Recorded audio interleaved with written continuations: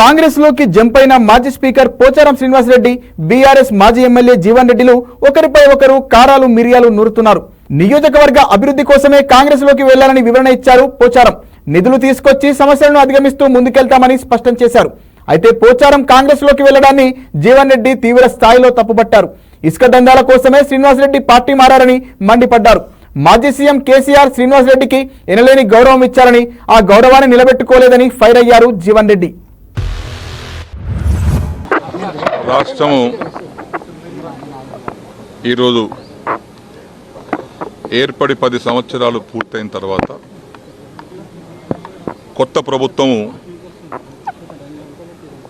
రేవంత్ రెడ్డి గారి యొక్క గౌరవనీయులు రేవంత్ రెడ్డి గారి యొక్క నాయకత్వంలో కొత్త ప్రభుత్వం కాంగ్రెస్ ప్రభుత్వం ఏర్పడిన తర్వాత జరుగుతున్నటువంటి పరిణామాలను కూడా నేను చూస్తూ ఉన్నాను. వారందరికీ ఈరోజు నేను స్వాగతించాను. మా ఇంటికి మనస్ఫూర్తి వారికి స్వాగతించాను.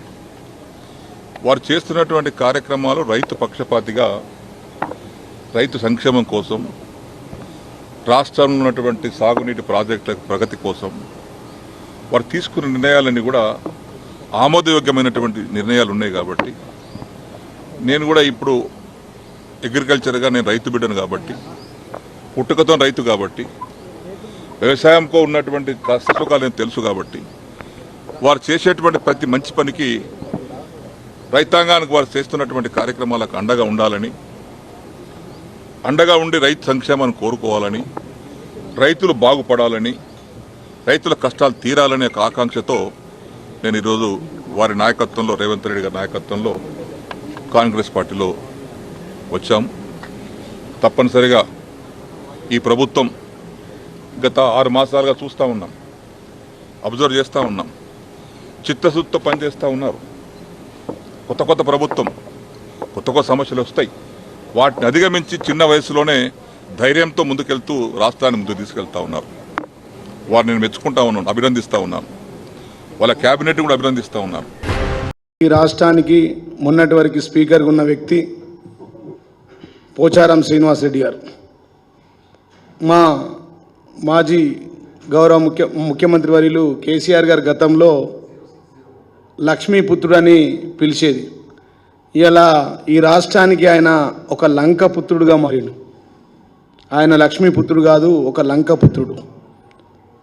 ఎన్ని అనుభవించాలనో అన్ని అనుభవించి చివరికి అధికారం లేకుండా బతకలేనన్న ఉద్దేశంతో గతంలో ఇదే ఈ రాష్ట్ర ముఖ్యమంత్రి రేవంత్ రెడ్డి గారు ఆయనని దండుపాలెం మూట అన్నాడు. చాలా బాగా పనిచేస్తూ ఉన్నాడు రైతుల కోసం అని చెప్పి రేవంత్ రెడ్డి గారిని పొగుడుతూ ఇంకా 20 సంవత్సరాలు ఆయన బాగుండాలని చెప్పి నేను అనడం ఒక సిగ్గుచేటు అని చెప్పి ఈ సందర్భంగా నేను తెలియజేస్తాను. నిజామాబాద్ జిల్లాలో గౌరవ ముఖ్యమంత్రి కేసీఆర్ గారు, ఈ రాష్ట్రంలో ఆ రోజు ముఖ్యమంత్రి కేసీఆర్ గారు ఈయనకి ఇచ్చినంత విలువ ఎవరికి ఇవ్వలే, ఈయనకు వచ్చిన నిధులు ఎవరికి ఇవ్వలే. ఈ ఊరికి వచ్చిన ఇండ్లు 12,000 ఇండ్లు కట్టుకున్నాడు, వేలాది కోట్ల నిధులు చేసుకున్నాడు. ఇలా ఆయన రైతుల కోసం కాదు, రాళ్ల కోసం పోతూ ఉన్నాడు. ఆయన క్రెషర్లు బంద్ అయిపోయినాయి, పాపం ఆయన ఇసుక దంద బంద్ అయిపోయింది. అందుకోసమే ఆవేదనతో వెళ్ళిండు. ఆ ముఖ్యమంత్రి కేసీఆర్ లక్ష్మీపుత్రుడు అంటే ఆయన లంకపుత్రుడుగా మారిండని చెప్పి